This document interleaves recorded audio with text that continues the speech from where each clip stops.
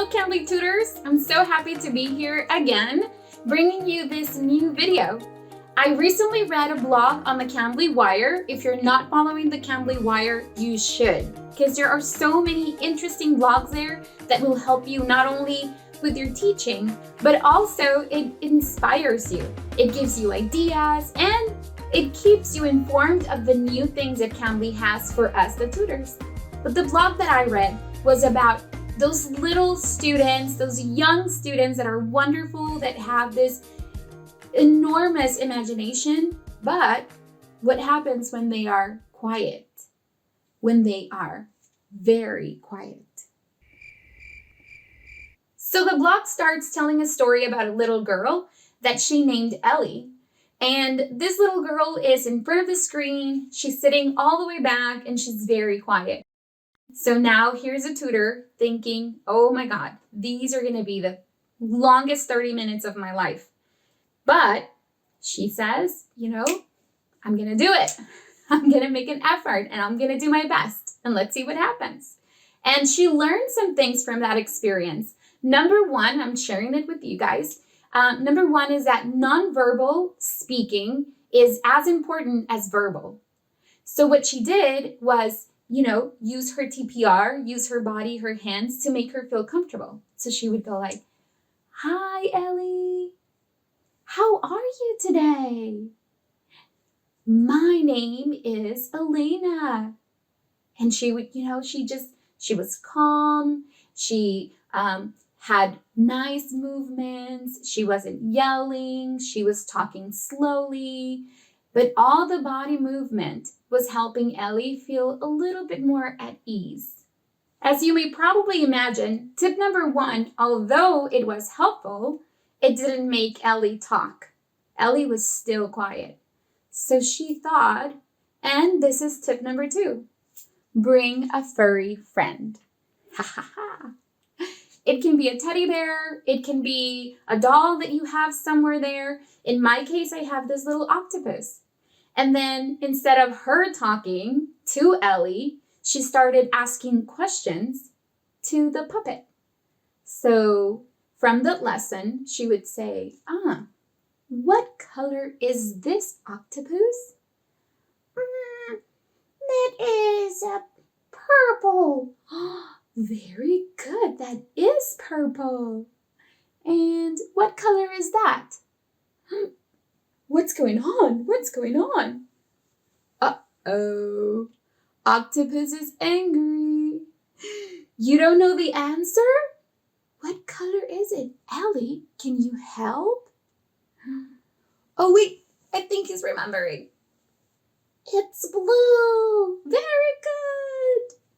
Anyway, this made her feel more at ease, start laughing, and that helped, start talking a little bit. Maybe not too much, but it was helpful for the octopus to say the answers instead of Ellie having to say the answers. That made her feel even more comfortable. Okay, maybe I can do it. That's tip number two. Tip number three is discover their interest. While she was going through the lesson, there is a part on the lesson where they sang. And that's when she noticed it. Yep, Ellie likes singing. So they started with Itsy Bitsy Spider. And then Ellie started being happy, started singing, started participating. Now, she says on the blog, this is not helpful for all of your students. You need to find their personal interest. For some students, singing might be good. For other students, playing tic-tac-toe might be something they love. And if they like playing tic-tac-toe, you can even use it with other type of activities. If they're struggling to learn colors, then maybe your tic-tac-toe is for colors. So you say, what color do you want? Blue, red, yellow. So they're practicing the colors. And at the same time, they're playing tic-tac-toe. So that was very cool. For each student, find their interest. Tip number four is include the parents. So if you don't know what the interest of your student is, and you really want to know it to make the class go smoother or to make the student have fun in the lesson, then you can just text on Cambly Messenger the family, the parent.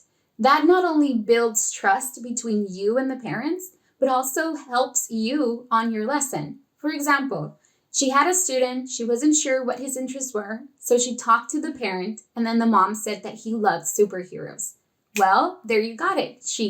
The next lesson, she shared her screen, and they built a Hulk. They were learning body parts, so it was super cool. They did the arms, the hands, the head, until it turned out to be a Hulk. The student loved it because it was a superhero and he was learning body parts at the same time. So this is something that would be very helpful if we have no idea what our students' interests are. Last but not least, tip number 5 is be generous with the stars. Give lots of stars. Yes, they don't have to be perfect. When Ellie was really quiet, even the smallest thing that she did, like telling a color, finishing a sentence, participating in any way, would earn her a star. And whenever she saw that stars were coming up, her eyes lightened and she was even happier to participate. So especially on those first lessons, just give away the stars. Anything they do will be perfect. Anything they do is making them feel less uncomfortable, happier to be in class, more relaxed. So getting a star for it, that makes a whole lot of difference. I'm sure that if you've had this type of students that are very quiet, you may have even felt a little bit intimidated. Like, how do I start? This 30 minutes are going to be so long.